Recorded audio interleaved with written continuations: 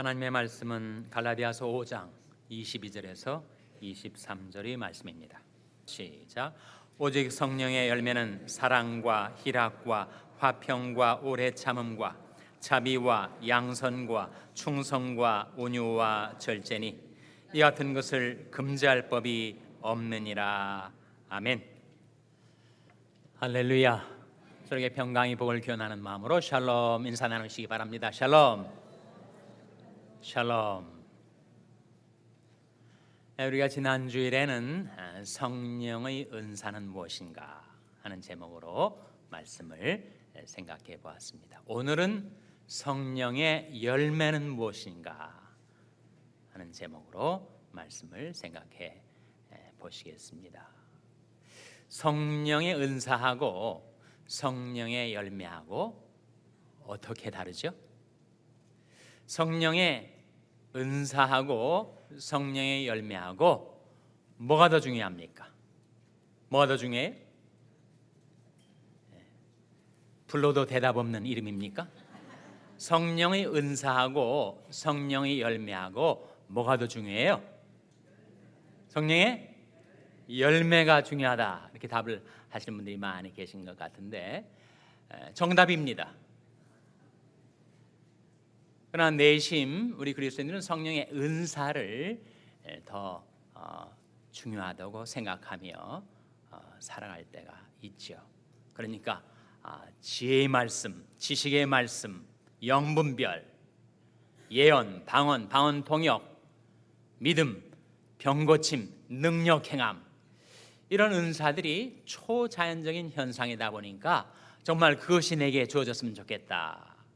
성령의 은사를 중요시하지만 성령의 은사보다 성령의 열매가 더 중요합니다. 세 가지 이유가 있어요. 첫째는 성령의 은사는 우리에게 단번에 주어집니다. 그러나 성령의 열매를 맺기까지는 많은 시간이 걸리죠. 은사라는 말은 은혜로 주신 선물. 그러니까 하나님께서 우리에게 성령의 은사를 주시면 우리가 단번에 받습니다. 물론 선물을 주시는 분은 그것을 장만하기 위해서 많은 수고를 하셨겠지만 그것을 받아든 우리 편에서 볼 때 성령의 은사는 은혜로 주신 선물이다 보니까 단번에 받아요. 그러나 성령의 열매가 맺혀지기까지는 씨가 뿌려져야 되고 씨가 싹이 트고 자라야 되고 그것이 열매를 맺게 되기까지는 장구한 세월이 필요합니다. 시간이 다르죠. 성령의 은사는 순간적으로 주어지만 성령의 열매는 평생 맺어가는 겁니다. 두 번째 이유, 성령의 은사는 능력적인 거예요. 성령의 은사는 바로 하나님이 우리에게 주신 재능과 능력 아닙니까? 영적인 재능과 능력이다 보니까 그것은 능력적인 것입니다. 반면에 성령의 열매는 인격적인 거죠. 성령이 누구신가를 우리가 생각하면서 성령은 완전한 인격이시며 무한한 권능이시다. 여러분 기억하십니까? 근데 성령의 무한한 권능에서 우리에게 주어진 것이 성령의 은사라면 성령의 완전한 인격에서 우리에게 주어지는 것이 성령의 열매란 말입니다. 그래서 성령의 은사는 능력적인 것이고 성령의 열매는 인격적인 것이에요. 그렇게 볼 때 성령의 은사는 수단가치입니다. 수단가치. 그것이 아무리 귀중하고 또 효능이 있다 하더라도 그것은 수단가치예요.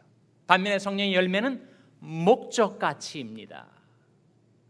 하나님의 구원의 경륜의 목적, 우리를 양육하시고 우리를 인도하시는 하나님의 목표가 바로 우리로 하여금 성령의 열매를 맺게 하는 데 있으니까 성령의 은사는 수단가치, 성령의 열매는 목적가치. 뭐가 더 중요한 거예요? 성령의 열매가 성령의 은사보다 훨씬 더 중요하죠.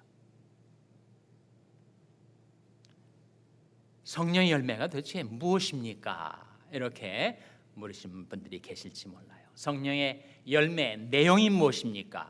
바로 오늘 본 말씀에 나오지 않습니까? 갈라디아서 5장 22절 23절 다시 한번 같이 읽겠습니다. 갈라디아서 5장 22절 23절 말씀 시작. 오직 성령의 열매는 사랑과 희락과 화평과 오래 참음과 자비와 양선과 충성과 온유와 절제니 이 같은 것을 금지할 법이 없느니라. 성령의 열매가 몇 가지가 나와요? 9가지가 나오지. 그래서 이런 성령의 열매는 바로 성령이 우리에게 임하셔서 우리 영혼, 우리 심령, 우리 마음, 우리 인격을 변화시킬 때 이루어 주시는 인격적인 열매들입니다. 근데 그것이 의미하는 바가 있어요. 결국 그것은 무엇을 가리키는가 하면 바로 성령의 성품이 뭔가를 우리에게 보여주는 말씀이지요. 성령은 우리 육안으로 배울 수가 없습니다. 성령이 과연 어떤 성품을 가지셨을까를 알려면 성령의 열매를 보면 알게 되는 거죠. 아, 성령은 사랑의 영이시구나, 희락의 영이시구나, 화평의 영이시구나, 오래 참으시는 영이시구나, 자비의 영이시구나, 양선의 영이시구나, 충성의 영이시구나, 온유의 영이시구나, 절제의 영이시구나. 성령의 성품을 이 성령의 열매를 통해서 우리가 깨닫게 되는 거죠. 근데 그 성령의 성품은 무엇과 같은가 하면 예수님의 인격과 같습니다. 예수님도 2000년 전에 성육신 하셔서 이 세상에 30여 년 살아가셨지만 지금 우리가 예수님을 우리 육신 눈으로 배울 수가 없지 않습니까?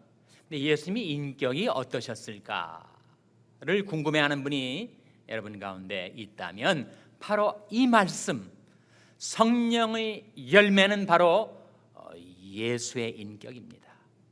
성령님의 성품하고 예수님의 인격하고 하나님의 형상하고 다 같습니다. 예수님의 인격이 어떠하신지를 알고 싶은 사람은 이 성령의 열매를 들여다보면 아, 예수님은 정말 사랑, 희락, 화평, 오래 참음, 자비, 양선, 충성, 온유, 절제의 인격을 가지신 분이시구나. 그걸 깨닫게 된 거예요. 여러분, 우리 하나님께서 저와 여러분을 평생 양육하시고 인도하시는 그 목표가 무엇인가, 목적이 무엇인가? 그것은 우리 안에 하나님의 형상을 이루시는 것 아닙니까? 죄로 왜곡되고 죄로 훼손된 그 하나님의 형상을 온전히 이루시는 것이 하나님의 목표이신데 바로 하나님이 누구신가? 하나님이 영이시니까 우리가 볼 수가 없어요. 네, 하나님의 형상이 무엇인가를 바로 이 성령의 열매가 드러내 보여주는 겁니다. 그래서 우리가 여기에 발견하는 것이 있습니다. 성령님의 성품하고 예수님의 인격하고 하나님의 형상은 똑같다. 그 성령의 열매 9가지가 오늘 본 말씀에 나오죠.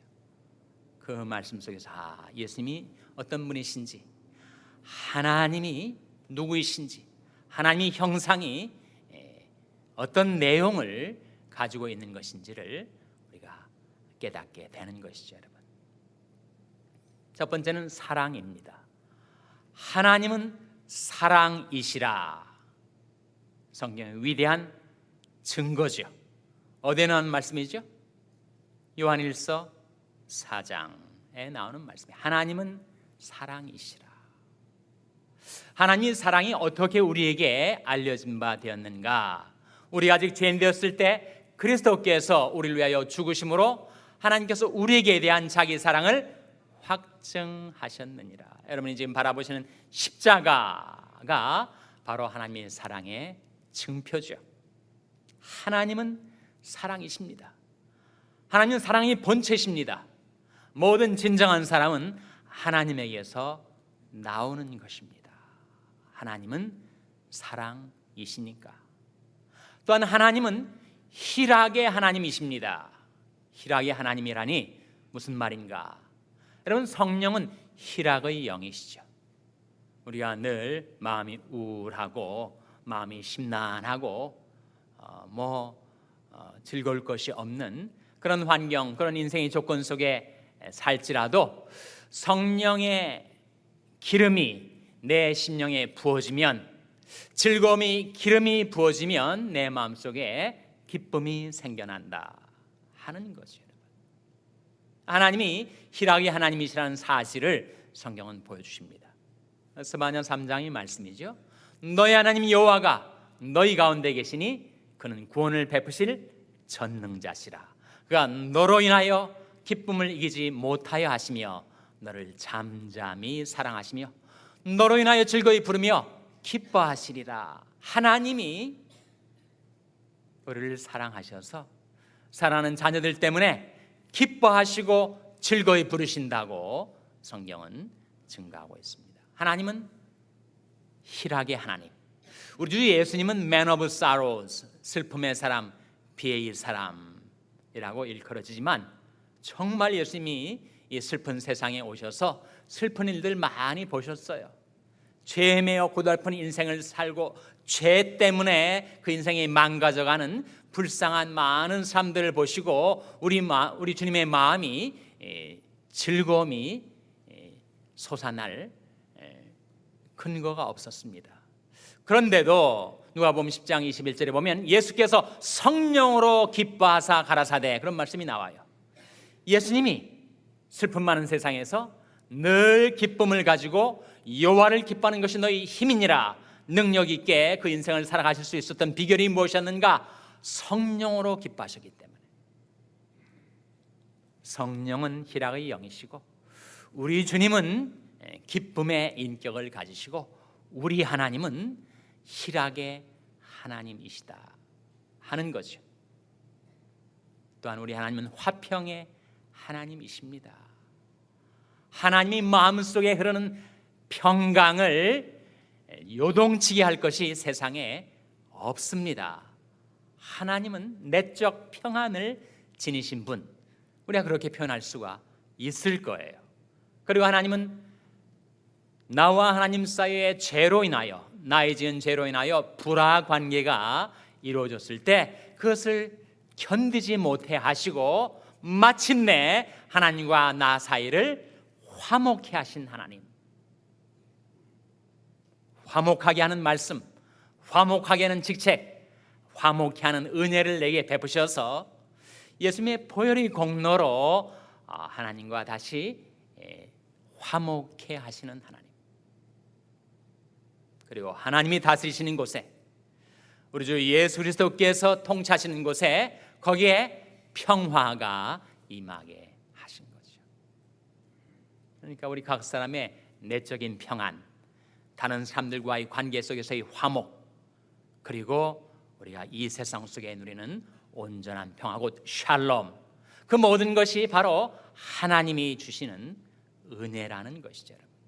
그것은 바로 하나님이 화평의 하나님이시기 때문입니다. 사람의 행위가 여호와를 기쁘시게 하면 그 사람이 원수라도 그로 더불어 화목해 하시느니라. 하나님이 화평의 하나님이시기 때문에. 하나님은 오래 참으시는 하나님. 나의 죄를 따라 나를 처치하지 아니하시고 내 죄악을 따라 내게 갚지 아니하시고 나를 대하여 오래 참으시는 하나님. 여러분이 잘 아시는 고린도전서 13장 사랑의 장에 사랑의 15가지 특성이 나오는데 첫 번째가 무엇입니까? 사랑은 오래 참고. 우리 하나님은 자비의 하나님이시죠. 여호와의 자비와 긍휼이 무궁하심으로 우리가 진멸되지 아니함이니이다. 늘 자비로 나를 대해주시는 하나님. 하나님은 양선의 하나님. 양선이 무슨 말인가? 우리 하나님은 선하신 하나님, 지선하신 하나님.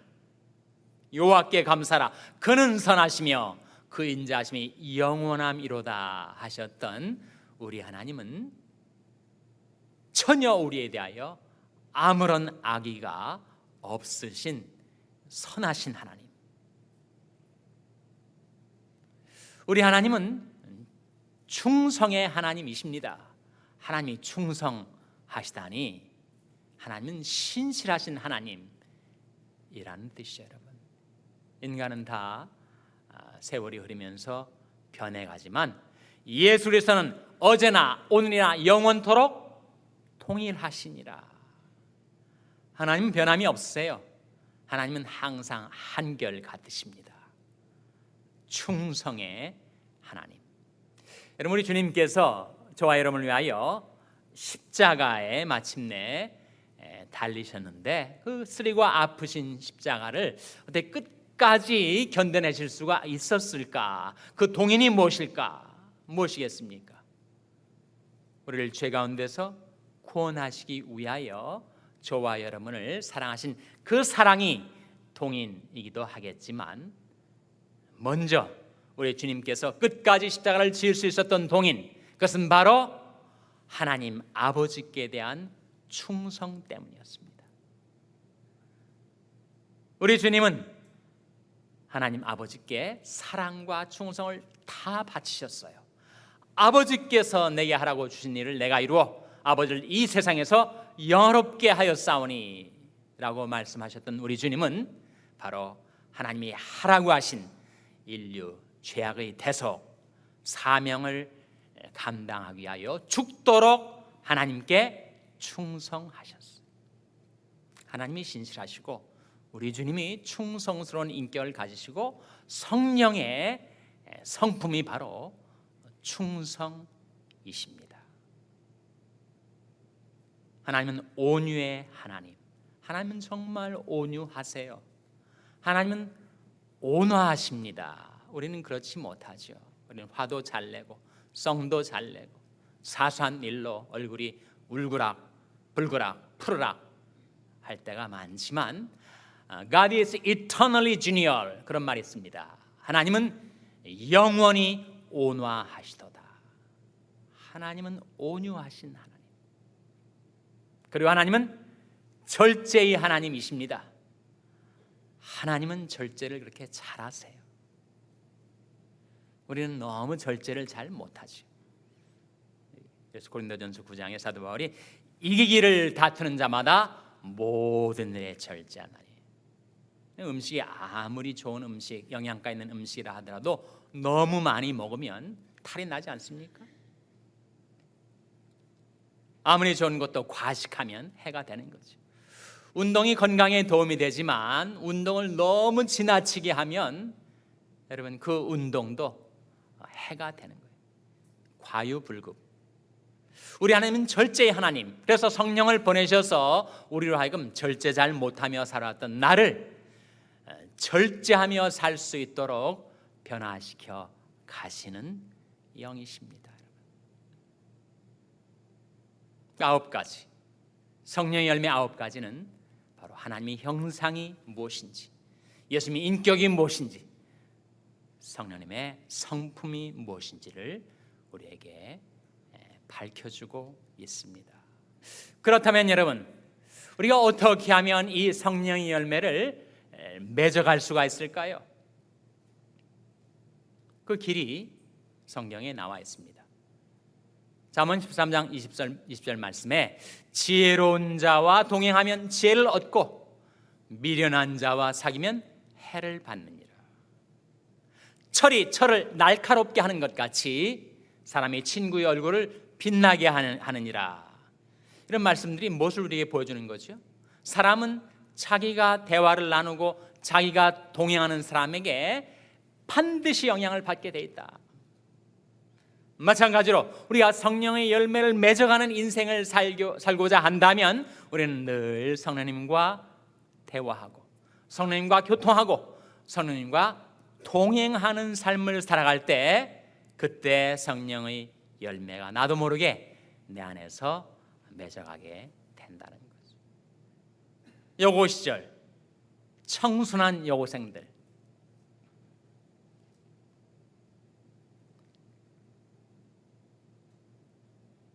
고등학교를 마치고 졸업하여 교문을 나설 때 그 여고생들이 세월이 흘러서 한 50년이 돼가지고 요거 동창회에서 만났다는 거예요. 한 사람은 정말 고상한 인격을 지닌 인품의 향기가 나는 여성으로 변해 있었고, 또 한 사람은 정말 천박하고 탐욕스러운 여인의 모습으로 변해 있었다. 무슨 차이라는 거예요? 남편이 차이라는 겁니다. 남편. 어느 남편하고 같이 살아왔는가? 한 여인은 정말 인격자인 남편과 살다 보니까 자기도 모르게 변했었고, 또 한 여인은 정말 악독 포주 같은 그런 남편과 함께 살다 보니까 그 영향을 받아가지고 그렇게 변해 있었다는 거예요. 나는 과연 누구와 더불어 살아가는가? 시편 16편 말씀에 내가 항상 여호와를 내 앞에 모시며 그가 내 우편에 계심으로 내가 요동치 아니하리로다. 정말 우리가 이 말씀대로 살고 있는 것일까요? 항상 하나님을 내 앞에 모시고 주님께서 내 우편에 계신 것을 의식하고 요동치 않은 인생을 살아가고 있는 것일까요? 주께서 생명의 길로 내게 보이시니 주의 앞에는 기쁨이 충만하고 주의 우편에는 영원한 즐거움이 있나이다. 고린도후서 3장에 보면 아주 귀중한 말씀이 나옵니다. 주는 영이시니 주의 영이 계신 곳에는 자유함이 있느니라.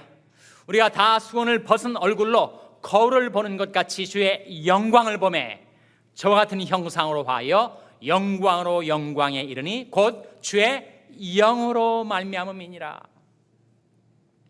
우리가 늘 하나님을 앙망하고 예수님의 자비롭고 화평한 얼굴을 사모하고 주의 영광을 바라보며 살아갈 때 나도 모르게 성령께서 내 마음, 내 영혼, 내 심령 속에 역사하시어서 나를 하나님의 형상으로 예수님의 인격으로 성령님의 성품으로 변화시켜 주신다. 누구로 말미암다고요? 주의 영으로 말미암음이니라. 그것이 바로 성령의 열매가 아니겠습니까? 이 세상에서 가장 변화되기 어려운 것이 사람의 심보라고 하죠. 인간성의 변화보다 더 어려운 것이 없습니다. 그러나 하나님께서 저와 여러분의 마음 가운데 성령을 보내셔서 우리가 날마다 성령님과 대화하고 날마다 성령 안에서 교통하고 내 인생의 길에 나와 동행하시는 성령님과 늘 동행하는 삶을 살아갈 때, 그때 저와 여러분의 삶 속에 이런 성령의 열매가 주렁주렁 풍성하게 맺혀가게 되시기를 주님의 이름으로 축원합니다. 기도하시겠습니다. 아버지 하나님, 말씀을 통하여 성령의 열매가 무엇인지, 하나님의 형상, 예수님의 인격, 성령님의 성품이 무엇인지를 나타내 주신 것 감사를 드립니다. 늘 저희들이 마음, 저희들이 삶 가운데 성령님을 모시고 성령님과 교통하며 동행하는 삶을 살아가는 가운데 아버지 하나님, 성령으로 말미암아 풍성한 열매가 맺혀지게 하여 주시옵소서. 예수님의 이름으로 기도하옵나이다. 아멘.